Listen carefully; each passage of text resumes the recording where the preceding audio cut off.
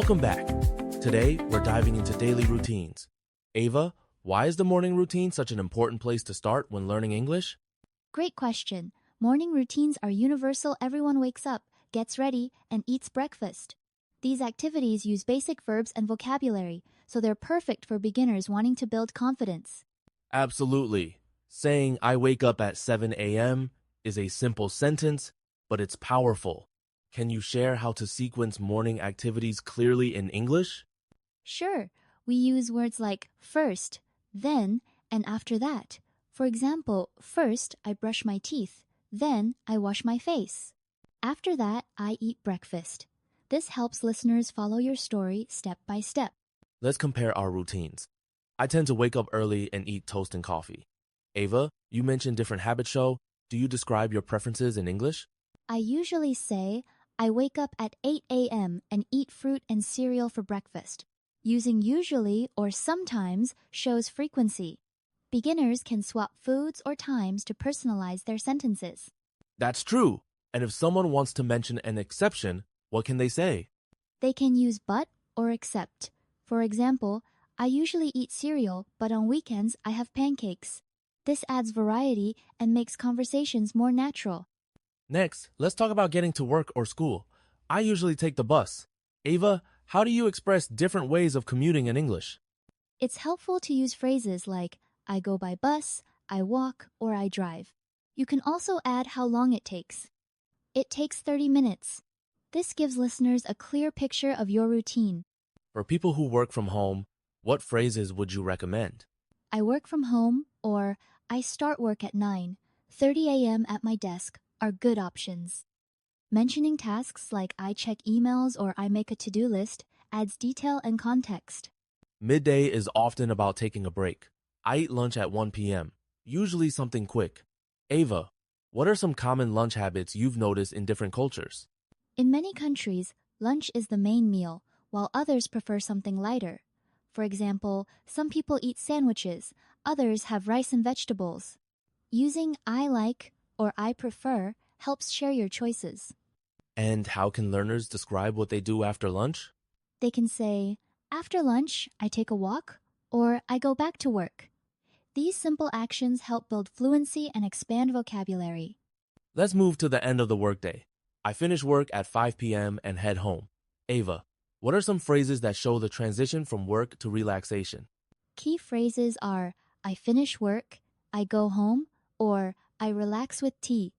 You can also add time markers, like at 6 p.m. This helps listeners understand your daily timeline. Would you say it's helpful to mention relaxing activities?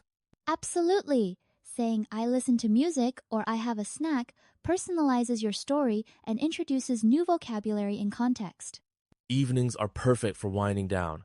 I like to watch TV or read. How do people describe family activities or hobbies in this part of the routine, Ava? Common phrases are, I cook dinner with my family.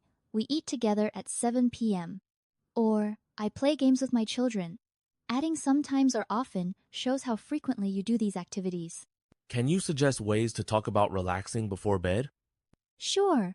Say, I take a shower, I read a book, or I get ready for bed.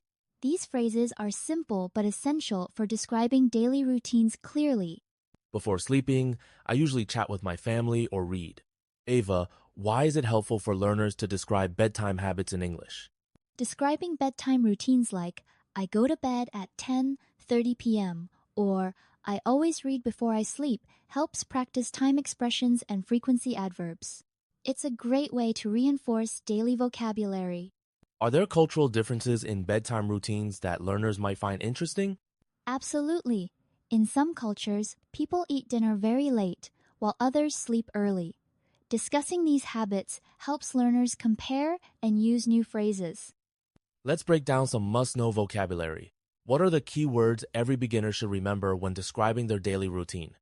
Words like wake up, brush teeth, take a shower, eat breakfast, go to work, have lunch, relax, and go to bed cover most daily actions.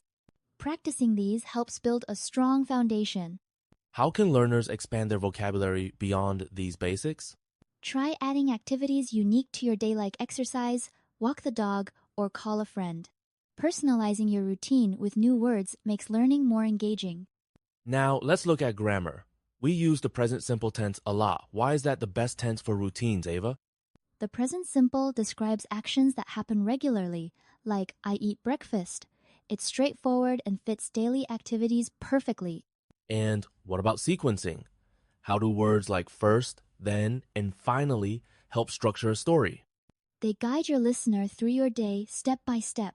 For example, first, I wake up. Then, I shower. Finally, I go to bed. Sequencing words make your routine clear and easy to follow. Let's put all this into practice. If you're listening, try answering, what time do you wake up? Ava, what's a good answer for beginners? A simple answer is, I wake up at 7 a.m. You can add more details like, then I eat breakfast and check my phone. Practicing out loud helps you remember and get comfortable speaking. And if someone gets stuck, how should they keep trying? Repeat sentences slowly or write them down first. Over time, these phrases will become automatic. Don't be afraid to make mistakes. Practice makes progress. To wrap up, why is talking about daily routines such a powerful exercise for English learners, Ava? Because routines are personal and repetitive, practicing them in English makes speaking feel natural. Plus, you use words and sentences you need every day, boosting confidence. Any final motivation for our listeners? Absolutely. Try writing or recording your own routine in English. Share it with a friend or teacher. The more you practice, the more fluent and self-assured you'll become.